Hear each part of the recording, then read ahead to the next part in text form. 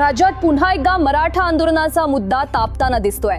मनोज जरांगे पाटील यांनी आता थेट सरकारवर गंभीर आरोप करत नव्या मोठ्या आंदोलनाचे संकेत दिलेत। 16 मे रोजी पत्रकार परिषद घेऊन पुढील आंदोलनाची दिशा आणि तारीख जाहीर करणार असल्याचं त्यांनी स्पष्ट सांगितलंय। त्यामुळे राज्यातील राजकीय वातावरण पुन्हा डोळून निघण्याची शक्यता व्यक्त केली जात आहे। पुढे जाण्याआधी एक विनंती करेन, तुम्हाला आमचे व्हिडिओ आवडत असतील पण अजून तुम्ही चॅनलला सबस्क्राइब केला नसेल तर चॅनलला लगेच सबस्क्राइब करून घ्या। कांदा उत्पादक शेतकरी, कुणबी प्रमाणपत्र, सारथी संस्था, अण्णासाहेब पाटील आर्थिक विकास महामंडळ या सगळ्या मुद्द्यांवरून जरांगे पाटील यांनी सरकारला थेट लक्ष केलंय। नेमकं काय म्हणाले मनोज जरांगे पाटील, नव्या आंदोलनामागचं कारण काय आणि 16 मे रोजी नेमकी कोणती मोठी घोषणा होऊ शकते, संपूर्ण माहिती पाहूयात आजच्या विशेष रिपोर्टमध्ये। मराठा आरक्षण आंदोलनामुळे राज्यभर चर्चेत आलेले मनोज जरांगे पाटील पुन्हा एकदा आक्रमक भूमिकेत दिसत आहेत। एका कार्यक्रमात बोलताना त्यांनी स्पष्ट शब्दात सांगितलं की राज्यात खूप मोठं आंदोलन उभं राहणार आहे आणि त्याची अधिकृत घोषणा 16 मे रोजी केली जाईल। यावेळी त्यांनी विशेषतः अण्णासाहेब पाटील आर्थिक विकास महामंडळाचा मुद्दा उपस्थित केला। जरांगे पाटील म्हणालेत की महामंडळातील अनेक लाभार्थ्यांना वेळेवर कर्जाच्या व्याजाचा परतावा मिळत नाहीये, यामुळे मराठा समाजातील अनेक तरुण अडचणीत आलेत।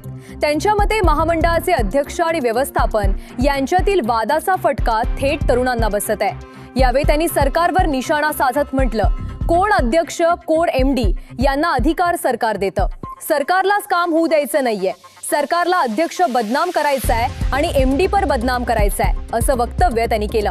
मात्र त्यांनी हेही स्पष्ट केलं की मला आतलं सगळं माहित नाही, पण याला सर्वस्वी जबाबदार सरकार असतं।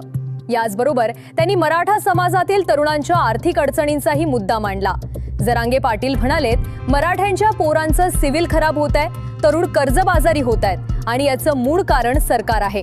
त्यांच्या वक्तव्यामुळे पुन्हा एकदा राज्यातील राजकीय वातावरण तापण्याची शक्यता निर्माण झाली आहे। यावेळी मनोज जरांगे पाटील यांनी कांदा उत्पादक शेतकऱ्यांचाही मुद्दा उपस्थित केला। ते म्हणाले, कांद्याला योग्य भाव मिळत नसल्यामुळे शेतकरी हवालदिल झालाय। शेतकऱ्यांना न्याय मिळवण्यासाठी आता एकजूट होणं गरजेचं आहे। त्यांनी आंदोलनाच्या भूमिकेवर भर देत म्हटलं, सरकारची किंवा राजकीय नेत्यांची दयामाया करून चालणार नाही, कट्टरतेनं आंदोलनात उतरावं लागेल तरच न्याय मिळू शकतो।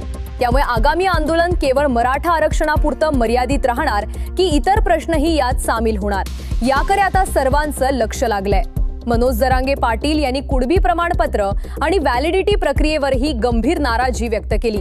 त्यांच्या मते अनेकांना अजूनही प्रमाणपत्र मिळालेलं नाही, तर काही ठिकाणी प्रक्रिया खूप धीम्या गतीनं सुरू आहे। ते म्हणालेत, सारथीपासून ते अण्णासाहेब पाटील विकास महामंडळापर्यंत अनेक कामं रखडली आहेत। कुणबी प्रमाणपत्र आणि व्हॅलिडिटी सरकार जाणून बुजून देत नाही।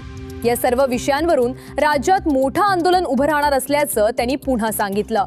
मनोज जरांगे पाटील यांच्या नव्या आंदोलनाच्या घोषणेमुळे राज्यातील राजकारण पुन्हा एकदा तापण्याची चिन्ह दिसत आहेत। 16 मे रोजी नेमकी कोणती घोषणा होते, आंदोलन किती मोठं असणार आणि सरकार यावर काय भूमिका घेणार हे पाहणं आता महत्त्वाचं ठरणार आहे। तुम्हाला काय वाटतं, या आंदोलनाचा राज्याच्या राजकारणावर परिणाम होईल का? तुमचं मत आम्हाला कमेंटमध्ये नक्की सांगा आणि अशाच महत्त्वाच्या अपडेट्ससाठी चॅनलला सबस्क्राइब करायला विसरू नका। धन्यवाद।